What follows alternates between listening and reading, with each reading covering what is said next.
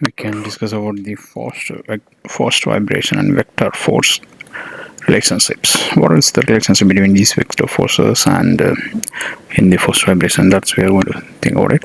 In a damped single diaphragm system subject to harmonic base excitation, the behavior of system force varies depending on the frequency ratio. We know what's the frequency ratio. Omega by omega n is the frequency ratio.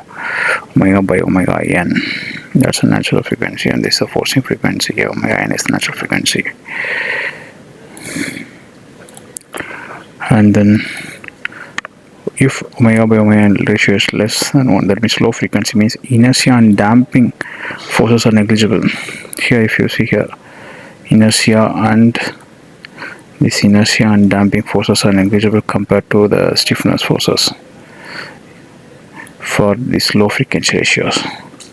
And spring force is the impressed force, the spring force kx, that's the impressed force. Phase angle is almost equal to 0. This is the frequency force system response. These are kx, c omega nx, m omega nx squared. This is inertia force, this is the damping force, this is the stiffness force. So stiffness force and inertia force is almost equal. Most of the force system force is coming from the stiffness force only, and this relationship is less. That means phi angle is less, phase angle is less. The mass follows excitation nearly in phase. So mass follows the angle nearly in phase. When omega by omega n equal to 1, resonance condition, that is at this condition. Here the mass force is inertia force, that's equated by stiffness force. Spring force, stiffness force means like that's a spring force. Spring force balances the inertia force. Phi angle is 90 degree, and system vibration amplitude peaks.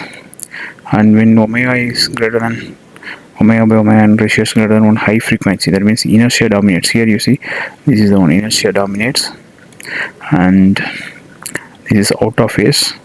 Phase angle is 180 degree, and impressed force is primarily used to counter inertia, and spring and damping forces become relatively small. The spring force and damping force becomes relatively small compared to the damping inertia force. These relationships are best understood in these vector diagrams.